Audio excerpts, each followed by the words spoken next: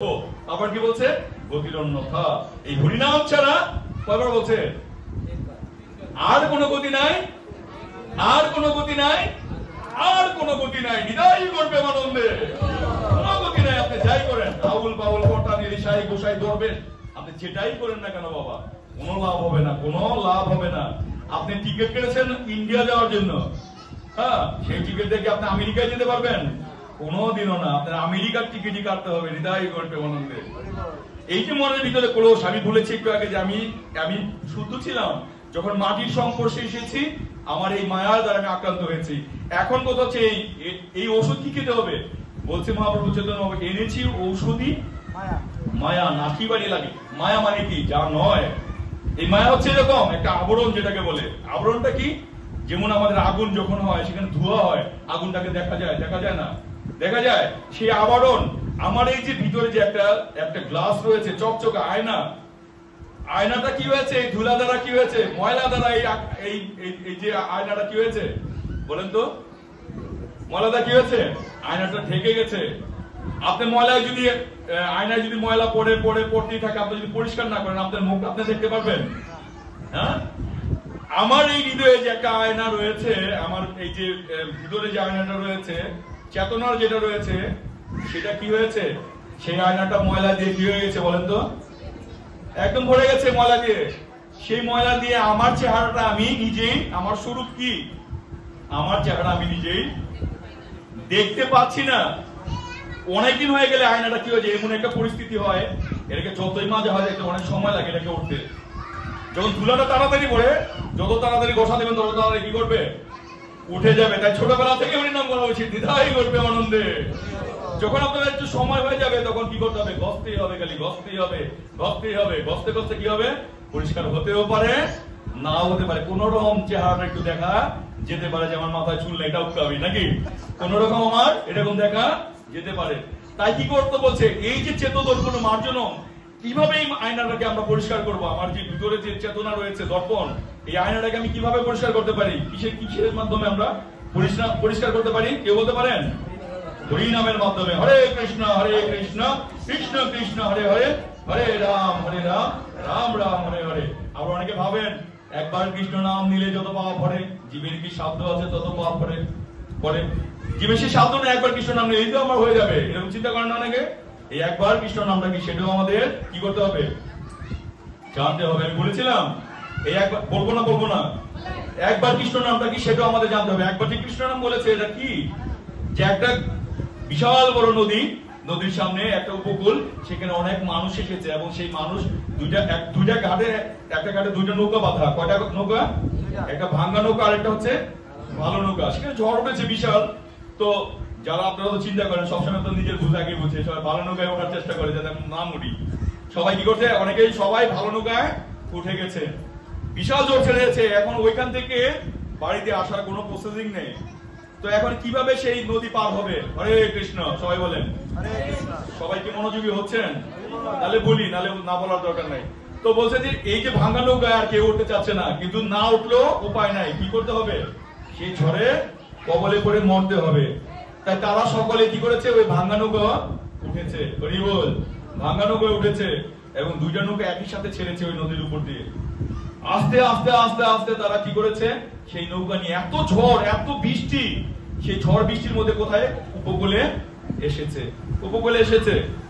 তো হরে কৃষ্ণ। আর বেশি সময় নেই মাতাজি, 10 মিনিট বসেন বাবা। তো কি হয়েছে? সেই উপকূলে এসেছে। কোথায় এসেছে বলেন তো?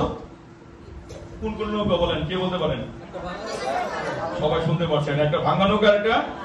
তো এখন ভালো নৌকার যে মাঝি, সে চিন্তা করলো, কি রে বাবা, আমার এত সুন্দর নৌকা নিয়ে আমি আসলাম, কত কষ্ট করে, এই ভাঙ্গা নৌকা এসে কিভাবে এই নদীর তীরে ভিড়লো।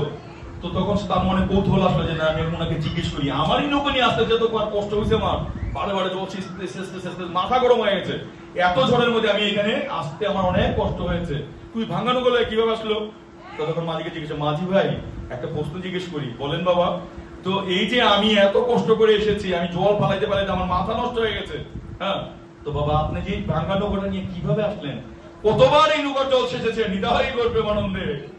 তো বলছে, বাবা আমি একবার জল সেচেছি, হৃদয় করবে আনন্দে। কয়বার?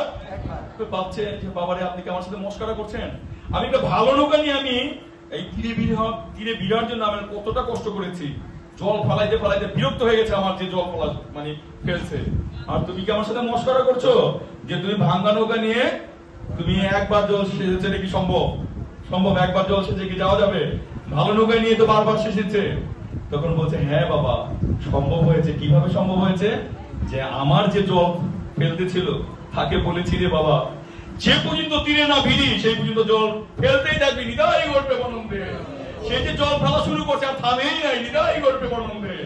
সে যে জল সেচতেছে, সে একবারই জল সেচছে, থামেই নেই। আর যে পর্যন্ত সে তীরে না ভিড়ছে থামেই নাই। হরিনামটা হচ্ছে আমাদের এরকম।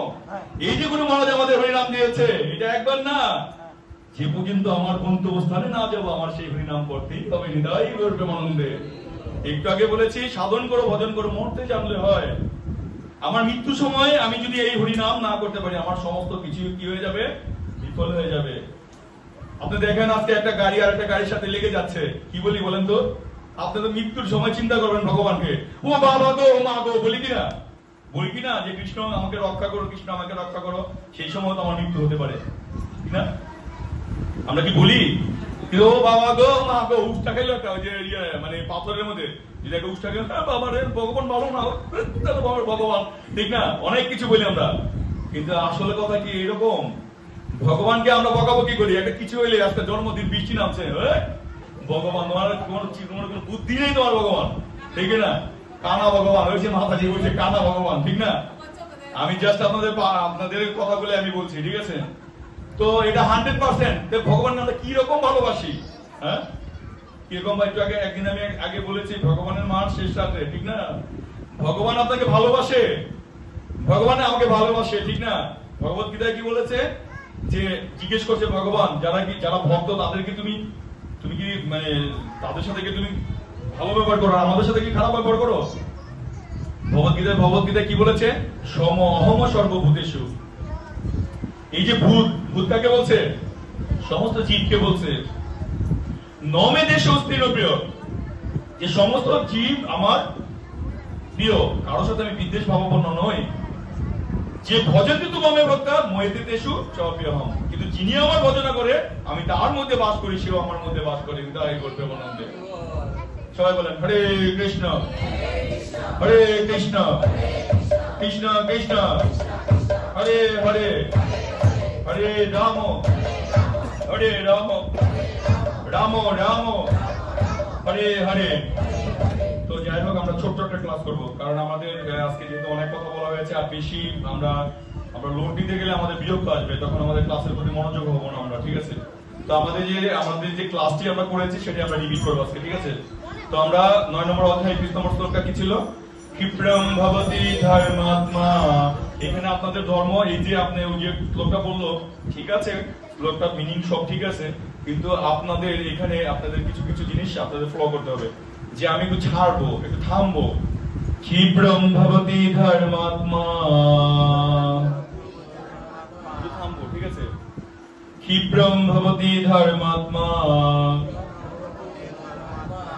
সো শান্তিম নিগচ্ছতি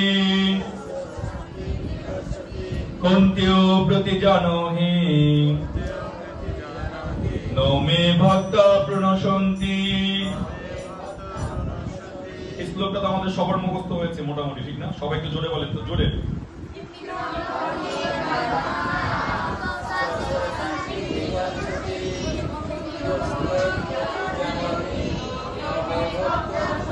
সবার জন্য সবাই তালি হবে, ভেরি গুড।